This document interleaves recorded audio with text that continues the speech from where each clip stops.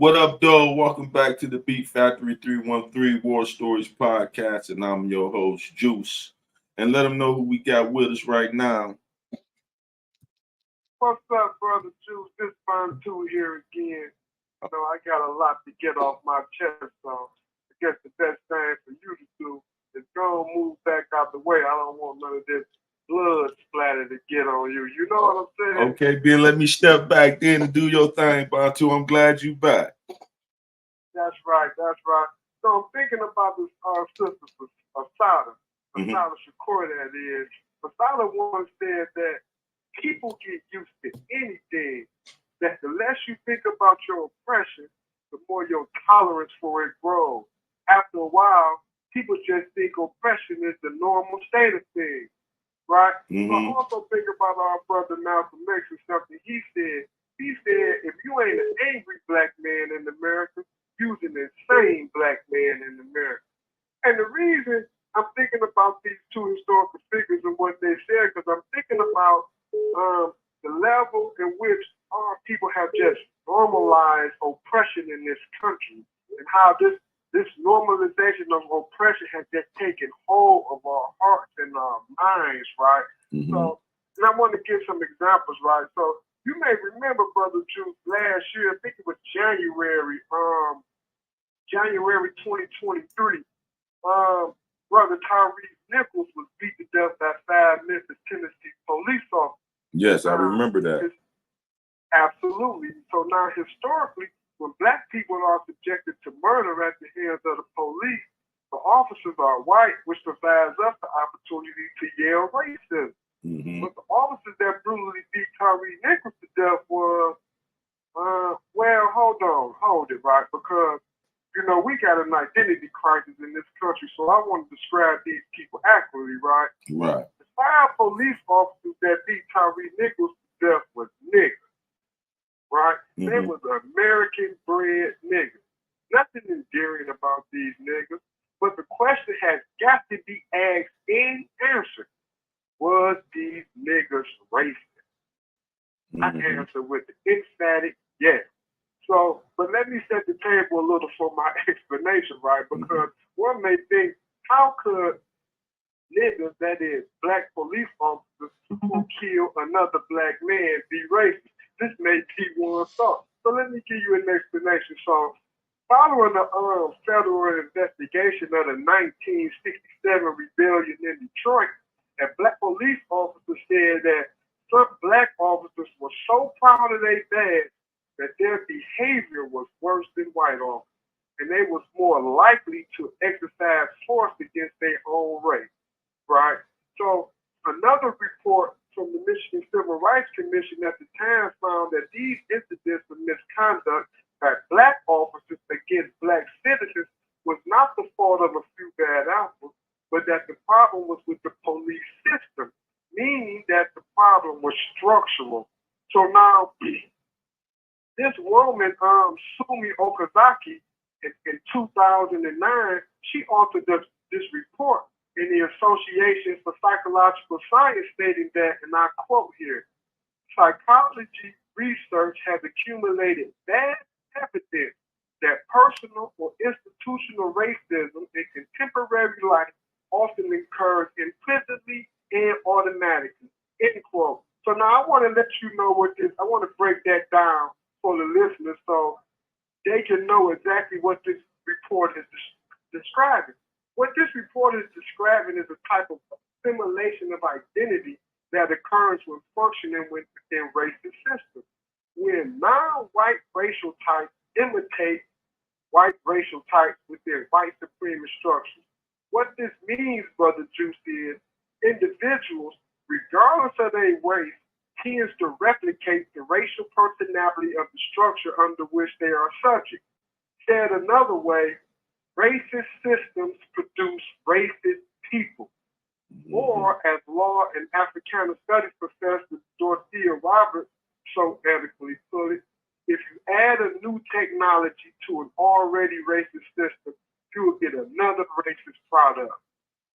So the system at play here that we're talking about is the police in the United States, which we know emerged historically as armed, violent slave patrols imported from Barbados in the 15th century to keep Africans under tight, punitive surveillance for fear of black revolt against the system of white supremacy.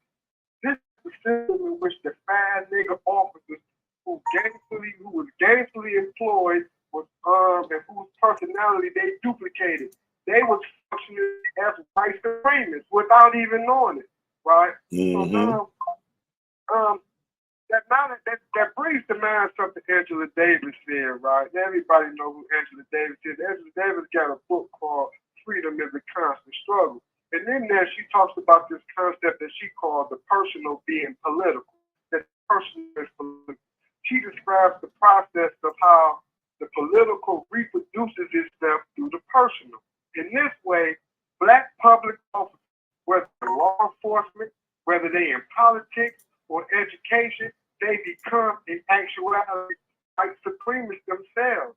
I call them white supremacists, Brother Juice, because they are active, paid agents carrying out the agenda of white supremacy through white supremacist institutions like the police force. Now think about it. What do we call, Juice, a paid informant for the local police or the FBI, right? Mm-hmm.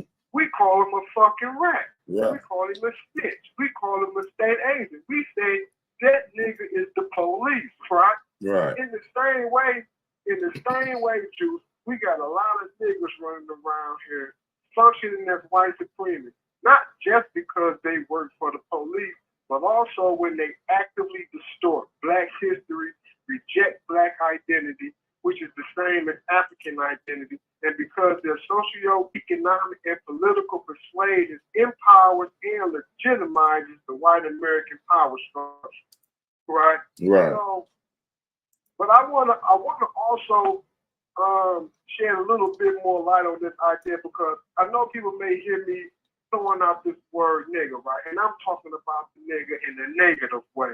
Right. I'm showing you that the nigga is negative, right? So I want to show how the typical street nigga, and I come from the street. I come from the black bottom. I was raised in the black bottom, so I live that life and I know all about it. I just have raised my consciousness now, right? Right. So when you think about the typical black nigga, unbeknownst to itself, I want to show him how his mentality is no different from the five nigga police officers in Memphis, Tennessee. They killed the brother Tyre Nichols. For starter, Juice, when you think about it, to be a nigga is to be a white supremacist by nature. And Right. I'm going to show you how. A nigga is not even an authentic identity. People don't even know. It's not even an authentic identity. Niggas didn't exist prior to transatlantic slave trade, and even then, not all black people in the world was considered to be what you call niggas. Instead, niggas was manufactured, Jews. Niggas was manufactured by white supremacy in order to serve the economic and the financial interests of white transnational development and wealth accumulation. Period. You know, this is why we became slaves. This is why we became slaves and was made into niggas in order to serve these people's interests, to make them rich so they can build the world that they want to live in. And niggas still serve this person today, as white power has appropriated our culture for commercialization, commodification, in order to produce more surplus capital for them. Yeah, it may be some black brothers and sisters benefiting in the process, but overall, our conditions ain't changing on the ground, you know, but they getting rich off of us, so they still getting rich off of our fucking back, right? Yeah. Even so, right, so now I'm thinking about the so-called hyphenated African American, right? And how the African American, he's so quick to highlight how their ancestors was kidnapped from Africa by the white man who took their name, took their language, took their religion and culture. But this same hyphenated African American, he highlights this because he know how violent, inhumane, and fatal the process of the slave trade was. Yet the so-called hyphenated African American, he accepts this identity that has been forced upon him. You know, he accepts it. And this identity was born out of violence. That is, the idea of being a nigga was born out of the violence of slavery. It's something that they created, right? Right. So what we got is we have brothers that have black skin, but they're wearing these white masks that they not even aware that they wearing the white mask. And this way, we two-faced. We operate out of what W.E.B. Du Bois called the double conscience. His identity is not authentic, but it's something of a Frankenstein creation. Yet we accept this identity. But why? Why do we accept this identity as a nigga, brother Jew? Right. I'm gonna tell you, it's two reasons we accept this identity. We accept it out of fear and colonialization, right? So now to be colonized only means to have space occupied, right? And in which the context in which I'm speaking, the space in which the African American finds itself occupied by a foreign agency is his mental, cultural, and spiritual faith. He fears rejecting or fighting against these invasions because history has shown him that he can be killed for that shit. That's the first thing that guys spit out their mouth. First time I get to talking about freedom fighting Jews, I get to talk about liberation or talk about a revolution. The first thing that roll off guys' lips, well, they killed all our leaders. So this let us know right here that black folk had become cowards. Instead of taking back our original name, niggas have elected to what we call ourselves now, bitch. See, the nigga ain't low enough no more. Now guys calling each other bitch. Just like they call each other niggas as a term of endearment. Now what type of tomfoolery is this? What type of bullshit is we working out of? Excuse my vernacular, but what we working out of? Right. So what this lets us know is the process of colonialism was equally and is equally as brutal as slavery. They are twins. They're actually twins. So I just want to show more examples of this before I wrap my point up, right? There's a brother by the name of Mali Doma Some, right? Mali Doma Some, he was a native African priest, right? He lived in this small nation of the Ghana. In present day Africa, it would be the nation of the country called Burkina Faso. It's in West Africa, right? So Mali Doma Some, like so many African children who we grew up with in his village, was kidnapped by Christian missionaries and were forced to live in brainwashing schools, colonization schools, just like Native Americans, so-called Native Americans. They did the same thing. They were kidnapped by white Christian missionaries, forced to live in these boarding schools and brainwashed, right? Now, in these schools, Mali Doma Some said it was illegal for them to speak their own native tongue, that they was forced to learn French and was punished if caught speaking in their native African tongue. It was also illegal for them to practice their original native religion. It was illegal for them to recognize their own culture, and it was illegal for them to invoke their ancestors. Now, Mali Doma said after you have 1 minute remaining. Mali Doma said after a while, after having them forced to speak in 4 ways and about 4 things for so long, that they started to forget their original names. They forgot their original traditions. And they also started to become ashamed of it, right? So I'm going to call back and finish up this thought. Yes, do that. Make sure you do that, brother. All right. All right. Appreciate you. I'm going to pause it. You active. All right. So, yeah. Mali Doma said not only did they start to forget their original names and traditions, but they even became ashamed of it. He said they even forgot their home, where it was from. He said to add insult to injury, it was the native Africans who created the brutal forms of discipline for breaking rules. In the end, Mali Doma said the result was a slow death of identity. Again, this process of colonialism killed their identity, right? He said that after spending a lifetime under colonialism, they could no longer speak their true language. But the worst part of colonialism for Mali Doma Some was that it used the local people to enforce itself. He said that teachers were black, yet they were their worst enemies. This colonial process, essentially, that's what I'm trying to tell you, Juice, that the colonial process produces self-hate one-on-one, right? It is the violence that violence produces. And this violence produced in black people in America a poor self-concept. This is the same process that was used during slavery. Slavery, when you think about slavery, slavery wasn't satisfied with just merely holding us in bondage, just holding us in chains, but it also had to empty our brains of all of its content. And by a perverted kind of logic, it turns to the task of the oppressed people and distorts, disfigures, and destroys it. It destroys who we are.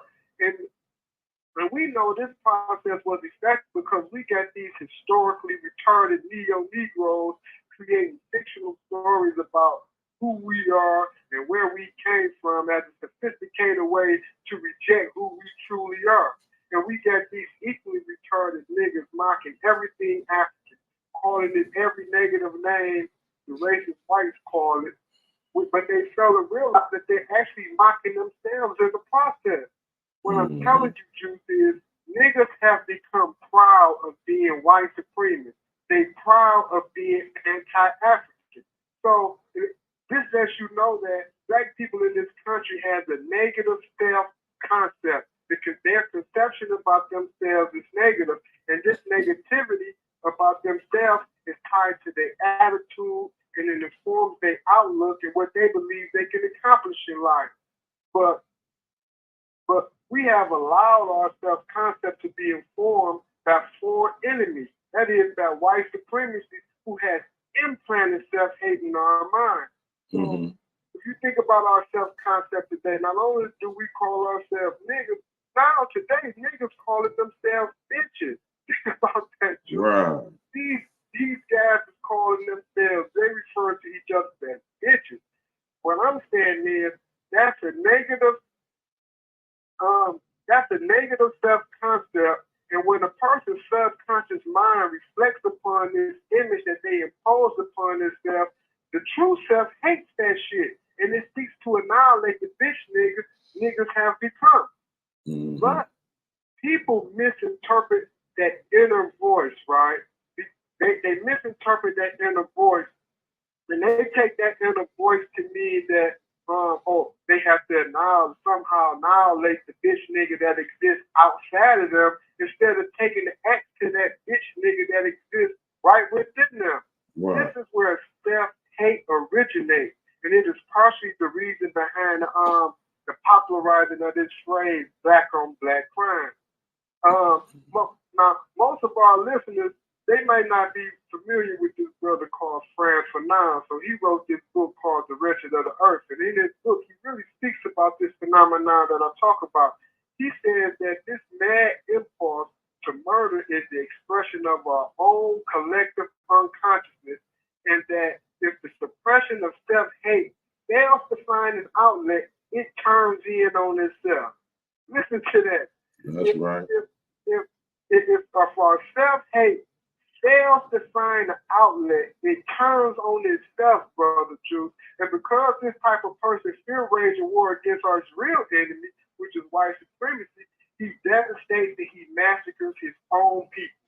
Psychologically, he thinks by killing other bitch niggas in the world that he'll kill the bitch nigga within himself once and for all. Yet his victim's blood never quenches his thirst. This is the tale of the American nigger who has become a bitch. He begins his life at the end, seeing himself as a potential corpse. He figures he'll be killed anyway by some bitch nigga, and because he believes this to be reality, he's on the mission to commit suicide. And this is an interesting point in and of itself. Right. Tell them how we see that in today. What brought you to that? How you see that in today's time? How you feel it relates? Absolutely. So, and I'm finna get exactly to that. As soon as you say that, this brother Huey P. Newton came to my mind. So for those who don't know, Huey P. Newton was the founder of the Black Panther Party, right? And what Huey did was Huey made a distinction between what he called reactionary suicide versus revolutionary suicide. Huey said that all types of suicide are related to our social conditions, and that the reactionary man who lives destructively in response to his social environment that overwhelms him, causes him to feel helpless, causes him to feel hopeless. This is a man whose spirit has been crushed by oppression and in the process has lost his sense of pride, his sense of dignity, and his sense of self-respect. He has become so immobilized by fear and despair that he sinks into self-murder. He becomes a self-destructive force on the world stage. He's on a kamikaze mission, and because he's too weak to face his reality, he drowns himself in drugs. He drowns himself in alcoholism. He has to alter his consciousness from its original state in order to survive another moment. He can't even live and exist in this society without being high, without being intoxicated, because it's too much for him. It's too much trauma. It's too much violence. Too much death in this world. So he has to be high. He can't live high. And so what ends up happening is he has to alter his consciousness in order to survive in this world. Otherwise, he might just actually blow his fucking brains out. Or for the people in prison, hang himself in some damn cell locker. All this juice because brothers have developed a poor self-concept about themselves. And the overarching oppression dispensed by the white power structure is depleting God's spirit. So most of our brothers and sisters, they are walking around dead and not even knowing. We call these type of people reactionary suicide. Now, on the other hand, we have the brother or the sister who sees their social conditions for what they are. They see their social conditions as being decayed, and they correctly analyze this reality as being a byproduct of racial violence, a byproduct of white violence against black people.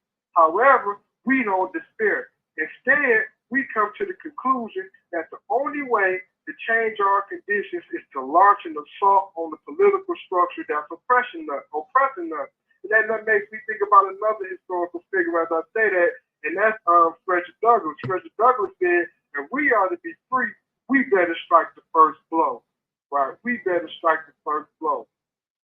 So this is part of this is just part of the sickness that's going on with us. But this is what I want to tell my brothers and my sisters out there. Despite how bad it is for us, despite how bad it looks for us, despite us seeing our brothers and sisters flowing in and out of these prisons, bodies constantly being picked up off the concrete, off the pavement because they done been murdered by another nigga, it ain't over for us. This is what I tell them. I tell them it ain't over for us. I tell them that we are beautiful people, we are resilient people, and we can win. Not only can we win, we must win. But consciousness precedes action. Consciousness precedes action. Haven't you heard? Everybody heard the saying that the thought is the call of it all. We need a new revolutionary concept of ourselves and who we are. We need a new definition of blackness that reflects a mental attitude inseparable from our will to struggle for liberation and to free ourselves from white domination. Maya Angelou, the great poet Maya Angelou, she was asked one time, Brother Juice, to define black manhood. Do you know what her response was? What was that? She responded to define the black manhood. She said, I am a black ocean. So what she was letting you know was black manhood is something that's vast, and it's something that's deep. That's right. And it is. But yet, so it's when you think about it, when you think about the white supremacy, they really think that they got us defeated. They think they done buried us in their ghettos called hoods. They think they done buried us here in these prisons. But they fail to forget one thing, Brother Jew. They don't realize that we the seed. It's us that's coming out the hood, coming out the prison. We the fucking seed. And when you bury the revolutionary seed, spirit of those seeds, it starts to rumble. And it craves life until it bursts forth and blossoms into flowers on the earth. Tupac, in this way, Tupac Shakur was right. Tupac, sure, our petals are damaged. Our petals are damaged, but you don't ask the rose that grew from concrete why its petals are damaged. On the contrary, you celebrate its tenacity. You celebrate its will to live and grow towards the sun. We are those roses, man. And these fucking ghettos, these prisons they got us living in, is the concrete. But still, we gonna rise. Still, we must rise. We are a black fucking ocean. We vast, man. We deep. That's right. And we have to rise. We have to rise for our women. We have to rise for our mothers, our grandmothers, our sisters, our daughters. Man, we got children, Jew. We got children, man. What about our children? That's Are right. we going to allow our children to inherit our backwardness? Our children to inherit our poverty? Our children to inherit what you call reactionary suicide? Are we going to allow our children to inherit death? If that's the case, why in the hell did you have them in the first place? Why did you give them life? Right. You know, only conclusion, if you play your children like this, the only conclusion that I can come to is I guess you a bitch nigga after all. And I digress with that. You feel? Man, that wasn't the word lost. Let them know what you've been seeing with these young brothers that brought you to this. What's going on with how you see these young brothers viewing themselves. I mean, just the labeling, just how they label and interact with each other is one explanation in other stuff, and that's why I spoke to us calling each other bitches. Mm-hmm. You know what I'm saying? That's a negative self-concept. You know, so it's easy if you a bitch nigga. You know, if I refer to you as a bitch, it's easy for me to annihilate you because I have already constructed an image in my mind about you that you ain't shit. You ain't nothing. Why? Because you's a bitch. You know what I'm saying? So this is the same mindset that these racist ass white folk had when they constructed slavery. They made us less than human. We were savage. We were backward. We didn't have no history. They were civilizing us. So, and because they turned us into less than human, then it was easy for them to just murder us at will. And nobody gave a fuck because they had convinced the world that, oh, these people are less than human. You have 1 minute remaining. And we doing the same thing to ourselves with this labeling. Or you just a nigga. Or you just a bitch. So you less than respectable. You know, you have no sense of dignity. So I don't mind wiping your ass off the earth. Why? Because you's a bitch. That's right. You know what I'm saying? So this is the psychology that I'm speaking to some of the psychology behind our attitudes and behavior, and that has to change. And I want the listeners to call in and comment on this. Or if you got questions directly to me, you know what I'm saying, direct them to me, and I'll get back with you with an answer. You know, this is Bantu, and I'm going to continue to get at y'all. Appreciate you for tapping in, Bantu. Thank you for using GTL. That was Bantu. Powerful message to our youth. And not a word was lost. Y'all tap in and hit that like, comment, and subscribe, and support these brothers. Y'all can tap in and get their numbers and reach out to them on the JPay. And also tap into that Alyssa Schlockins and hit the Beat Factory with the V. We appreciate that. And let's come together, y'all. And we're not here to glorify the streets. We're here to let y'all know that the streets ain't what it is. You know what I'm saying? And it's a million stories in the urban community, and this just but one. Keep tapping in and hit that like, comment, and subscribe button. And I'm your host, Juice from the Beat Factory 313 War Stories Podcast, and I'm out.